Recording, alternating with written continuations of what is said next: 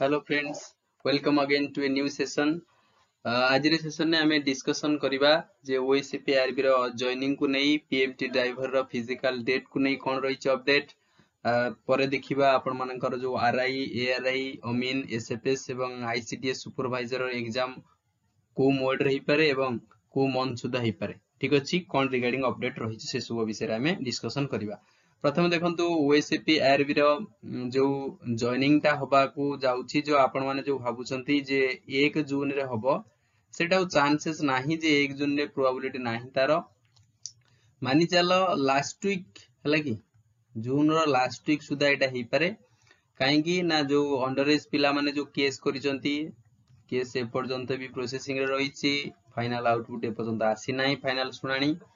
तो फिर भी आपै टाइम लागिवो। आ गोटे कथा मु कहिया को चाहूची जे जो पिला माने मेरिट लिस्ट रे ऑलरेडी आसी छंती चाहे फर्स्ट फेज रे जो अंडर एज पिला माने होंतु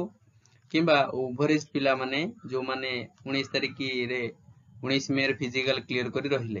तो आपण माने होचन सब मेरिट लिस्ट रे आसी तो पिला माने टोटली प्रथम पानिक होंतु नाही काहे कि ना आपण मानकर जॉब 100% आपण हाथ रे रहिछि जो 100% आपण मानकू जॉइनिंग दिया जिवो ठीक अछि। एइति पई केस हेछि जो अंडर एज पिला माने मेरिट लिस्ट काले तांकर कटि जिवो लास्ट रैंक रु तांकर काले काटि दे जिवो दिया जिवो गोटे निर्दिष्ट बाटालियन जो बाटालियन माने फॉर्म भरिचंदी से रिगार्डिंग केसिंग हेछि तो हाई कोर्ट मूलर भी राय थिला अथवा ऑर्डर थिला जे कोनोसी मते जो फास्ट आपण मानकर आसिला मेरिट लिस्ट से फास्ट मेरिट लिस्ट रे कोनोसी एडिट होबनी बा मॉडिफाई होबनी बोली ऑर्डर थिला तो सेटा को बोर्ड ही लक्ष्य रखुची सेटा को टारगेट करी ही प्रोसेसिंग करौची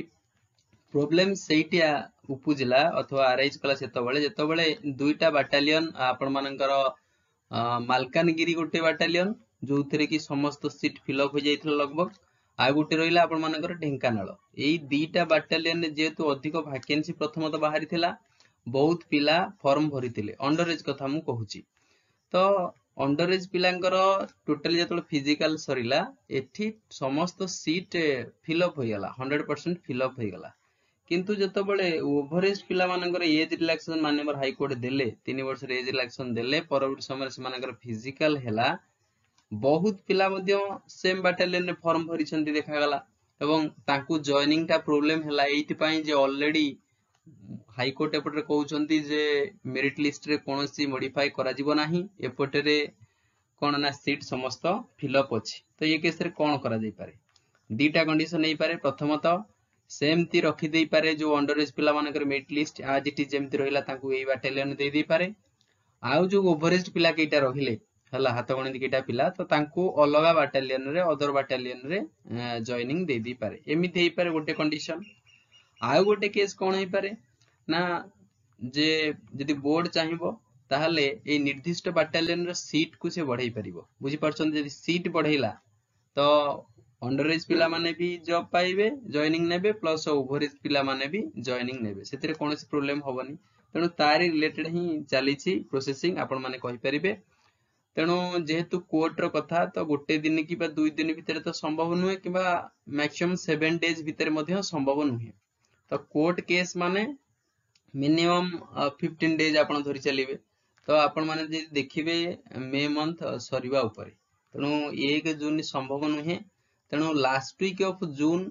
प्रोबेबिलिटी रहिछि जे आपण मानकर जॉइनिंग हे जाई पारे। आ गोटे कथा जे आउ फर्दर को पिला माने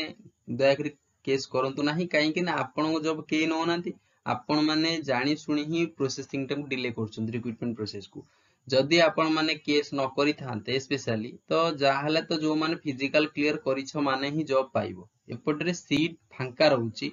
टोटली फिलअप होउनी समस्त बाटालियन रे तो आपण माने केस काई करूछंती जदि करछंती आउ कोनोसी पिला ही आगु जानतु नाही तो समस्त को जॉइनिंग मिलिबो एटा कंफर्म कहार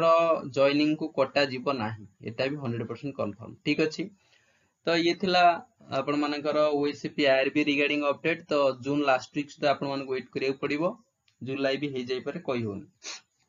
फिर भी मैक्सिमम जून जाए हे जीवो काहेना आपण मानको ओनली जॉइनिंग रहिछि समस्त इवेंट कंप्लीट सरी जाईछि एबे देखियो जे पीएमटी ड्राइवर देखंतु पीएमटी ड्राइवर रे पाखा जो 400 बळिया पदवी आसीथिला ସେଥିରେ 2835 ପିଲାଙ୍କୁ ସେ ଡାକିବ। ଦେଖନ୍ତୁ ଏବେ ମୌସୁମୀ ଆସି ଯାଇଛି, ତ ବିଭିନ୍ନ ପ୍ରକାର ଲଘୁଚାପ ଜନିତ ମାନେ କଣ ବର୍ଷା ପାଇଁ ପାଗ ଖରାପ ରହୁଛି, ତେଣୁ ଯଦି ଯୋଉଠି ଫିଜିକାଲ ଆପଣ ମାନଙ୍କର କରିବ କୋଉଠି ବି କରିବ, ବୁଝିପାରୁଛନ୍ତି? ତେଣୁ ଆ ପାଇଁ ବି ଲେଟ୍ ପ୍ରୋସେସିଂ ରହିବ। ଏମିତିରେ ବହୁତ ଲେଟ୍ ହେଇଗଲାଣି ରେଜଲ୍ଟ କାଢୁ କାଢୁ। ତ ଫିର ବି ଆପଣ ଜୁଲାଇ ଯାକେ ୱେଟ୍ କରନ୍ତୁ, ଜୁଲାଇ ଭିତରେ ଯାହା ହେଇଯାଇପାରେ। ଭଗବାନ ଡାକନ୍ତୁ ଯେ ଜଲ୍ଦି ଆପଣ ମାନଙ୍କର ଫିଜିକାଲ ଡେଟ୍ ଆସିଯାଉ। ଲାଷ୍ଟଲି ଆମେ ଦେଖିବା ଯେ ଆରଆଇ ଅମିନ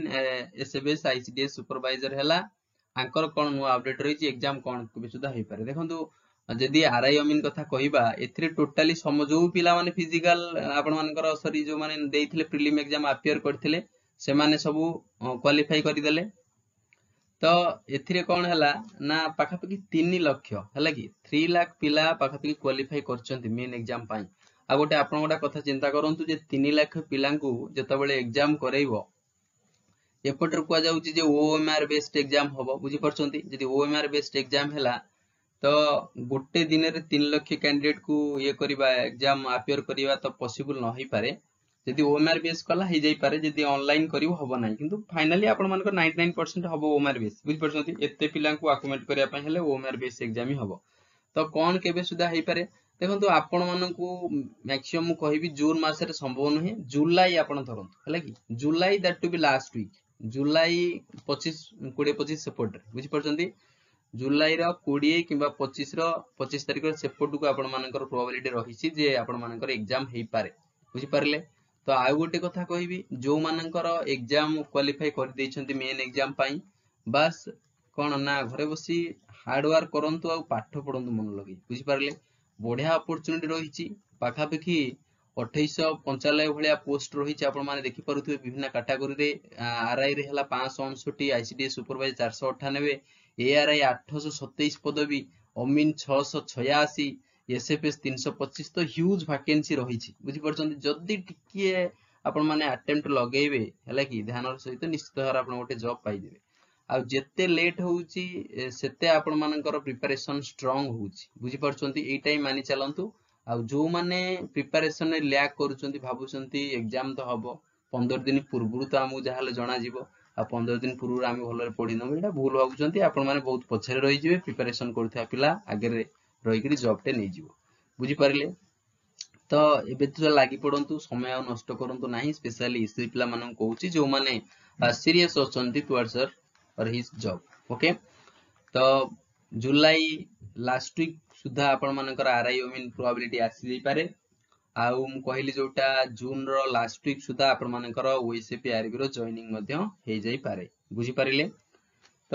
ଏଇଟା ଥିଲା ଆପଣ ମାନଙ୍କର ଅପଡେଟ୍। ତ ଯୋଉମାନଙ୍କୁ ସ୍ପେଶାଲି ସେଇ ପିଲାମାନେ ଯୋଉମାନେ ଜଏନିଂ ପାଇଁ ରହିଛ, ଅଥବା ଯୋଉ ପିଲାମାନେ ମେନ୍ ଏକ୍ଜାମ ପାଇଁ ଆପିୟର କରିବା ପାଇଁ ରହିଛ, ସେମାନେ ଯଦି ନୂଆ ଅଛ ଚ୍ୟାନେଲଟିକୁ ସବସ୍କ୍ରାଇବ କରିନେବେ, ଭିଡିଓଟିକୁ ଲାଇକ୍ କରିନେବ। ଯୋଉମାନେ ଏଯାଏଁ ଟେଲିଗ୍ରାମ ରେ ଜଏନ୍ ହେଇନାହାନ୍ତି, ଭିଡିଓର ଡେସ୍କ୍ରିପସନ ରେ ଲିଙ୍କ ରେ ରହିଛି ହେଲା କି, ଭିଡିଓ ଡେସ୍କ୍ରିପସନ ରେ ଲିଙ୍କ ଦିଆଯାଇଛି, ଲିଙ୍କ ରେ କ୍ଲିକ୍ କରି ଟେଲିଗ୍ରାମ ରେ ଜଏନ୍ ହେଇଯାନ୍ତୁ, ତାକି ପ୍ରତ୍ୟେକ ନୋଟିଫିକେସନ ଅଥବା ପିଡିଏଫ ଆପଣ ମାନେ ପାଇପାରିବେ। ଠିକ ଅଛି, ତେବେ ଥ୍ୟାଙ୍କ ୟୁ, ଜୟ ଜଗନ୍ନାଥ।